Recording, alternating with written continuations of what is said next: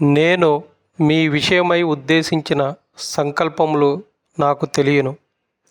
అవి కీడుకరమైనవి కావు, సమాధానకరమైనవే. మీకు భవిష్యత్తును, నిరీక్షణను అనుగ్రహించుటకై ఉద్దేశించినవే అని యెహోవా సెలవిచ్చుచున్నాడు. ప్రభువైన యేసుక్రీస్తు నామంలో మీ అందరికీ శుభోదయం.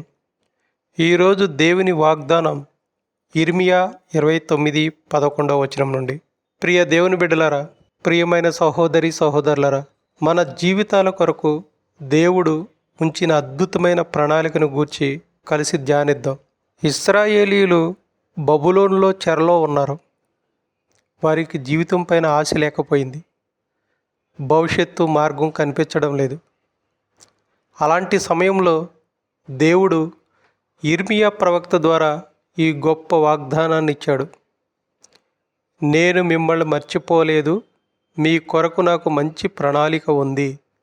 ప్రియ దేవుని బిడ్డలారా, మనం చాలా సందర్భాల్లో మన జీవితాల్లోని, మన కుటుంబాల్లో ఏర్పడ్డ కష్టాలను చూసి భయపడిపోయి దేవుడు మమ్మల్ని మర్చిపోయాడని, మేము ఎన్నిసార్లు ప్రార్థించినా కూడా మాకు ఫలితం రావట్లేదని చాలామంది బాధతో చెప్తున్న దినాల్లో నేను ఎన్నోసార్లు విన్నాను, ఎంతోమంది దగ్గర విన్నాను.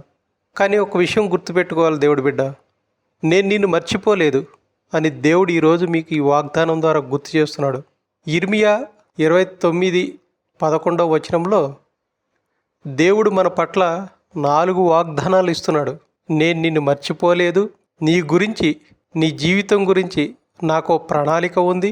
ఆ ప్రణాళిక నీకు కీడు కొరకు కాదు, నీ భవిష్యత్తు ఆశతో నిండి ఉంటుంది అని వాగ్దానం చేస్తున్నాడు.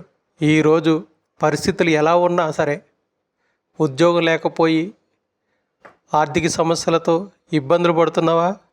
అయినా కూడా నువ్వు దేవుడిని విడిచిపెట్టకు. ఎందుకంటే దేవుడు సమస్యలు ఉన్నప్పుడే మనకు మరీ దగ్గరగా ఉంటాడు. ఆరోగ్య సమస్యలు ఉన్నాయా?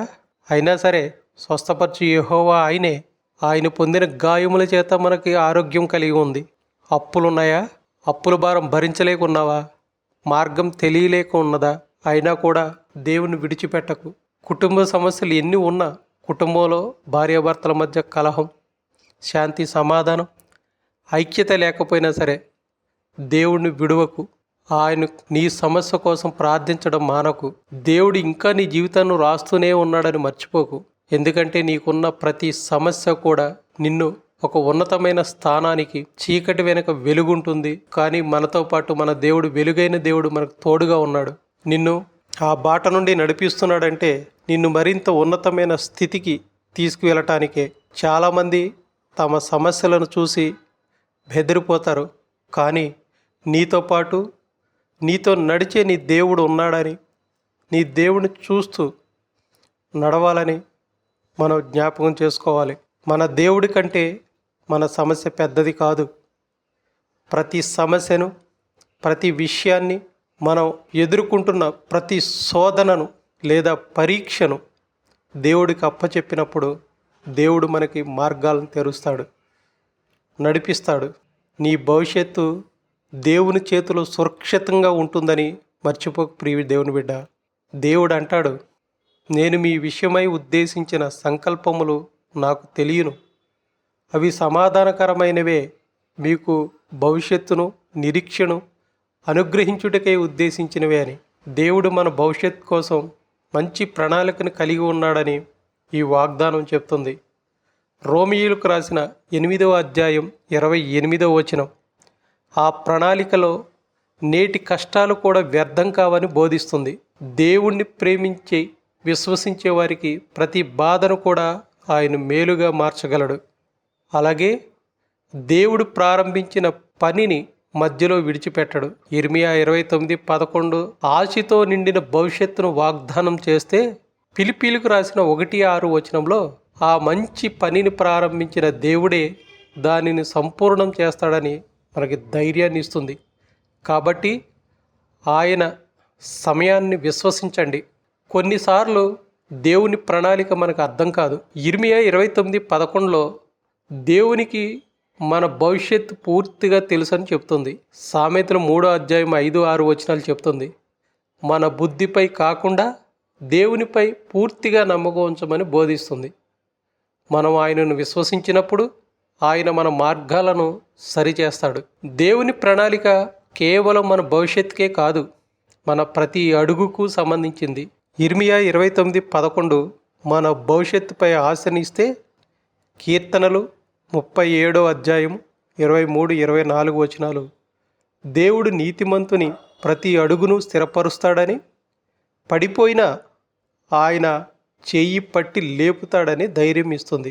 దేవుని ఆలోచనలు మన ఆలోచనల కంటే ఎంతో ఉన్నతమైనవి. ఇర్మియా 29:11 ఆయన మన మేలు కోసమే ప్రణాళిక వేశాడని చెప్తుంది. ఏషియా 55:8-9 ఆయన మార్గాలు, ఆలోచనలు మన వాటికంటే ఎంతో ఉన్నతమైనవని గుర్తు చేస్తుంది.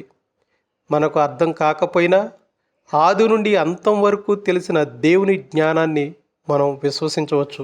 దేవుని ప్రణాళిక ప్రతిసారి మనకు అర్థం కాకపోవచ్చు, కానీ అది ఎల్లప్పుడూ పరిపూర్ణమైనదే. ఈరోజు ఆయనను విశ్వసించండి. ఆయన మీ కోసం సిద్ధం చేసిన ఆశతో నిండిన భవిష్యత్తులోకి మిమ్మల్ని నడిపిస్తాడు. ఆమేన్. చిన్న ప్రార్థన చేసుకుందాం. నాతో ఏకీభవించండి. ప్రియమైన పరలోక తండ్రి, ఈరోజు మా జీవితాలకు నీకున్న మంచి ప్రణాళిక కొరకు నీకు కృతజ్ఞతలు. కొన్ని సందర్భాల్లో మాకు భవిష్యత్తు కనిపించదు, కానీ నీకు అన్నీ తెలుసు. మా నిరాశను ఆశగా మార్చుము, మా భయాన్ని విశ్వాసంగా మార్చుము, మా కుటుంబాలను ఆశీర్వదించుము. ఉద్యోగం కోసం ఎదురు చూస్తున్న వారికి మార్గం చూపుము, అనారోగ్యంతో ఉన్నవారికి స్వస్థత అనుగ్రహించుము, ఆర్థిక ఇబ్బందుల్లో ఉన్నవారికి సహాయం చేయుము. మా జీవితమంతా నీ చిత్త ప్రకారం నడిపించుము.